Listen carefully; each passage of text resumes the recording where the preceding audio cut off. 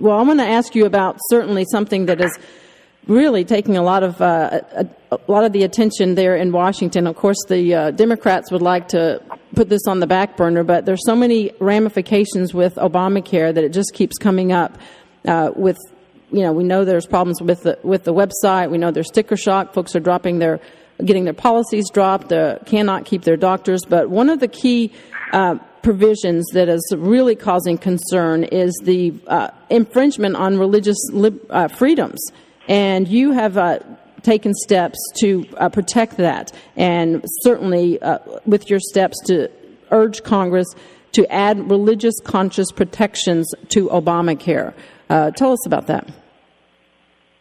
Alice, the freedom of religion is one of the first freedoms. That's why it's in the First Amendment. That's why it's the first thing in the First Amendment. Our country was founded in part on people escaping the old world where they were persecuted for their religious beliefs to come to the new world where they could practice their faith in freedom. And it's not just worship, which is what we do in church on Sundays or Wednesday nights. It's living our faith every day, whether it's in our communities or our workplace or so forth. And Obamacare forces Arkansans to pay for abortion, either through their tax dollars or by subsidizing it through private premiums. I think that is morally wrong and indefensible, and it should not be allowed. I'm sponsoring legislation that would ensure anyone who has a religious objection to abortion will not be forced to subsidize it with their own dollars, as well as protecting nurses or doctors or other health professionals who share that objection and don't want to face retaliation or even termination in their workplace because they don't want to engage in the practice. I believe that even if one is pro-choice, one should support these common sense protections for religious freedom.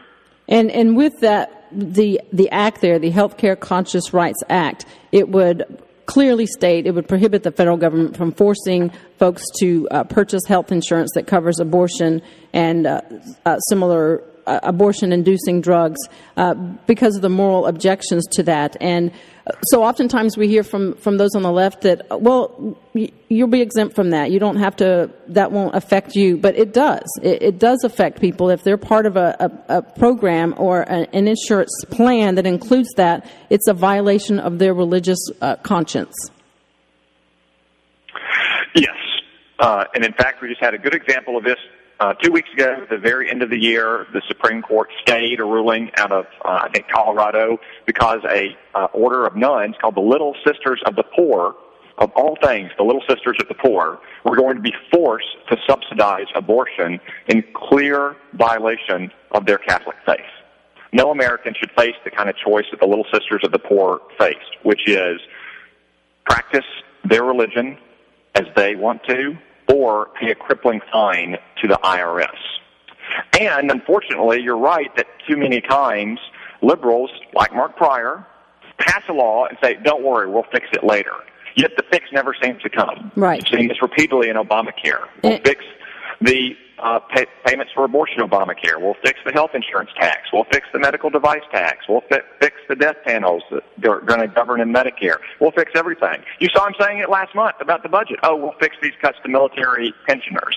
Yet for Mark Pryor and so many other liberals, the fix never seems to come when it would respect basic rights of Americans or make economic sense. Right, and specifically there's stark contrast between you and Senator Pryor on this specific issue. We know that Senator Pryor voted to kill an amendment that would provide an exemption for religious organizations from mandated contraceptive coverage. That is a clear contrast. He also, when Harry Reid was speaking on this, he commended Harry Reid for not putting last-minute abortion language in the health care bill, and he said he did a good job of addressing the cost of the bill. So his record on this issue is 380 degrees separated from yours.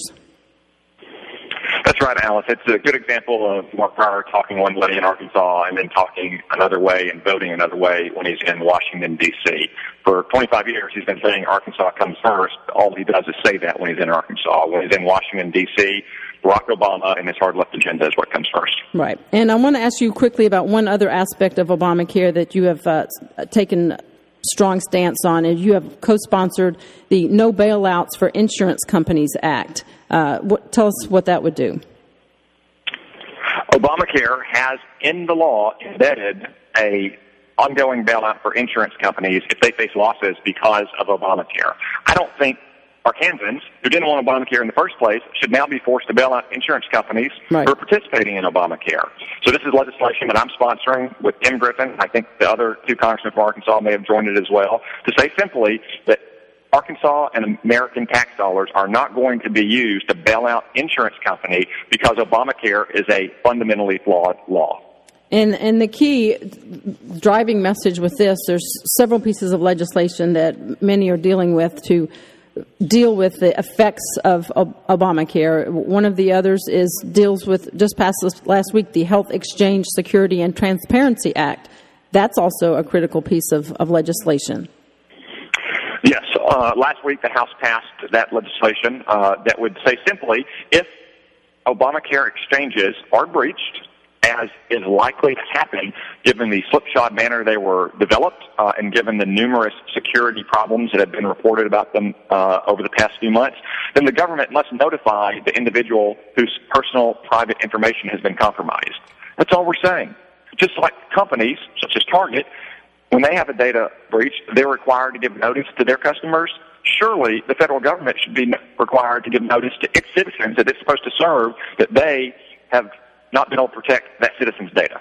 And so one last thing, how critical is it for, as you go around the state, you remind folks to hold those accountable for Obamacare, hold those accountable such as Senator Mark Pryor? How important is that message to get out to the people of Arkansas? Well, frankly, Alice, I don't have to do much reminding because people are coming up to me all the time telling me that they're going to hold Mark Pryor accountable.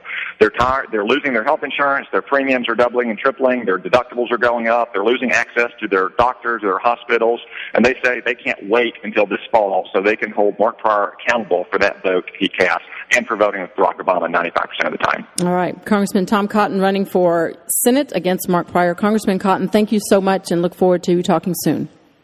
Thank you. Great to be on. All right, take care. We will take a break, and we'll be back right after this with Jason Tolbert on campaign fundraising and how those numbers are going. We'll be back after this.